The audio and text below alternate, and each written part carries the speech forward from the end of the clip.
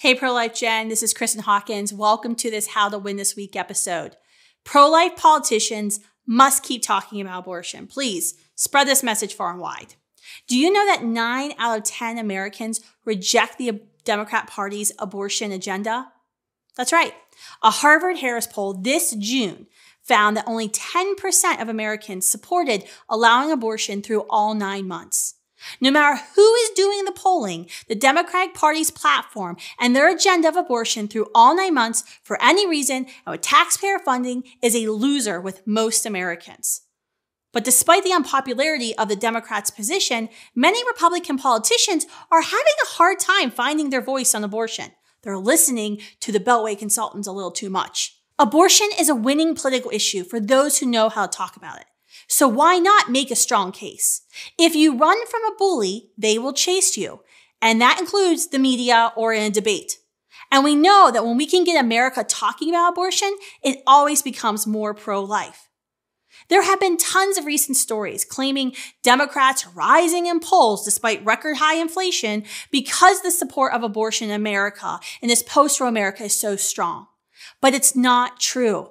Americans don't want the radical abortion agenda pushed by Joe Biden, Nancy Pelosi, and Chuck Schumer.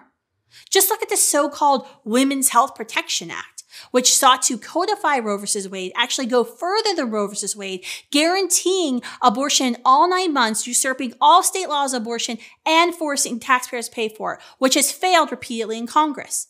Planned Parenthood's president even recently weighed in, claiming abortion is going to save our democracy. Yet pro-abortion politicians like Ohio Democrat Tim Ryan, a U.S. Senator, was stunned into silence when he was recently pressed if there were any abortion restrictions he might support. He couldn't name one.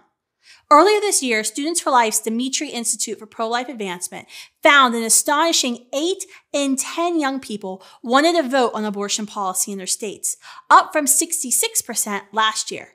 And 3 out of 4 millennials wanted limits on abortion. We found an immediate 10-point shift from young people saying they supported Roe to opposing Roe as soon as they learned what Roe versus Wade really was. With Roe now gone, we now have the opportunity to educate new audiences about why we reject killing children based on their race, age, sex, perception of abilities, or because of a parent's crimes. We must educate on how we, in a caring society, can help as we do more with our Standing With You initiative.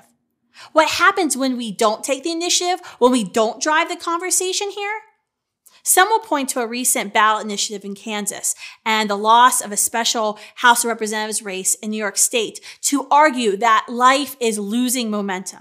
In both cases, an outspoken abortion lobby went all in on abortion, while the pro-life side presented mixed or missing messages, not really talking about what abortion is or what it does. The takeaway is that pro-life champions don't define their viewpoint. The other side will. And there's absolutely no reason why pro-life Americans should allow the other side, those who advocate for killing babies, when it comes to abortion. In this election cycle, abortion cannot be ignored. And if you do ignore it, it will be at your own peril. Look, the abortion industry will make their own case, and we will make ours. The pro-life message is a powerful one for everyone. So be prepared to promote it.